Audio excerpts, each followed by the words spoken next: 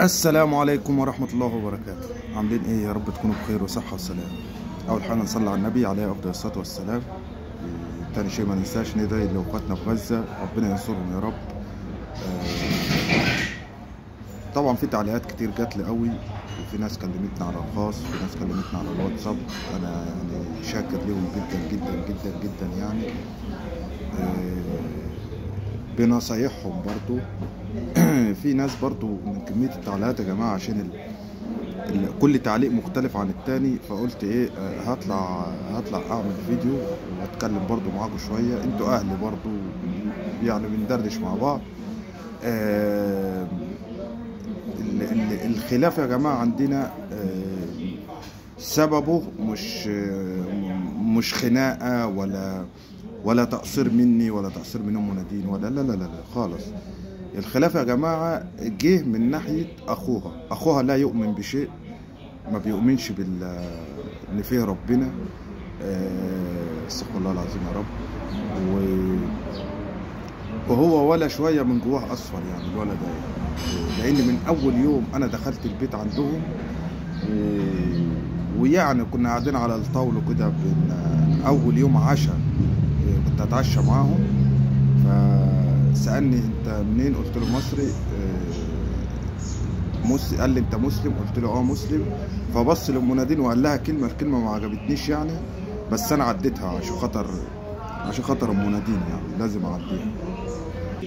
في ناس هتقول لي يا احمد طب انت طالع تتكلم عليه ولا هو بيتكلم عليه كتير قوي يعني، لانه هو ما كانش عايز العلاقه ما بيننا تنجح، والحمد لله نجحت. ده سبب الخلاف يعني. فطبعا امبارح بالليل لقيت نادين بتكلمني كاميرا. نادين دلوقتي يعني ممكن انا ما بنزلش فيديوهات كتير، ما بتشوفوش نادين قد كده، بس نادين دلوقتي بقت بتتكلم حلو قوي بسم الله ما شاء الله، وبقت تفهم كل حاجه يعني. بس طبعا ما فهمتش ان في خلاف ما بيننا ولا كده يعني. زوجتي يعني معرفاها ان انا في شغل يعني كده، فطبعا كلمتني امبارح فيديو. اتكلمت مع نادين شويه. فانا داري لما بروح على طول بجيب لها اللي هي الووفا، اللي هو البيض بيبقى شوكولاته كده، وانا مروح بجيب لها معايا يعني. فبتقول لي بابا انا عايزه شوكولاته. قلت لها حاضر اجيب لك شوكولاته لما ارجع. وقعدت تقول لي فيني تعالى يعني تعالى. قلت لها يا بابا انا في الشغل ويومين ثلاثه كده وهذا. طبعا ام نادين اخذت التليفون من نادين واتكلمت معايا وقالت لي طب هنوصل لايه يعني في اللي احنا فيه ده والكلام ده كله. اقول لكم على حاجه يا جماعه، ام نادين ما عندهاش ذنب في القصه دي كلها.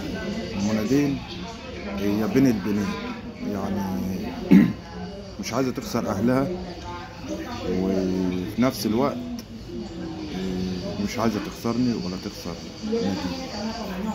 فمشكله ان هم مترابطين جدا يعني، فبيأثروا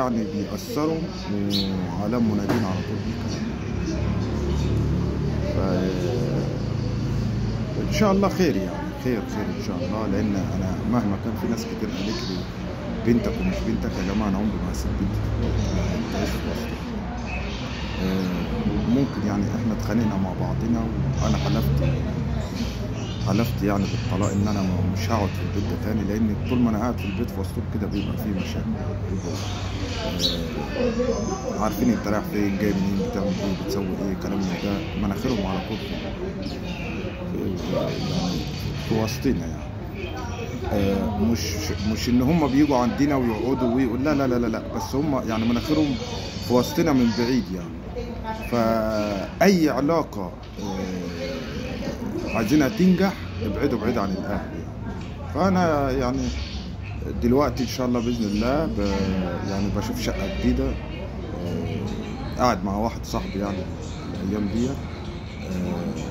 وبشوف شقه جديده عشان نقعد فيها مع بعضنا يعني. لان طول ما قعدتي في البيت ديت هتبقى صعبه. ام نادين طبعا امبارح لما كلمتني بكت كتير، وانا عارف قلب ام نادين قلبها ابيض يعني هي غصب عنها، يعني غصب عنها حاجات كتير في الاول والاخر عشان خاطر بنتنا. فهو الخلاف مش خلاف ان احنا زعيق مع بعض، ولا في مشكلة عندها ولا في مشكلة عندي ولا لا لا لا، هي المشكلة طالعة من منبع من البيت.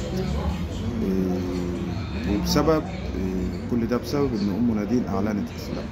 يعني ام نادين لو ما كانتش اعلنت اسلامها على اليوتيوب ما كانش كل ده حصل. الله المستعان، الله المستعان، وخير ان شاء الله. اشوفكم على خير.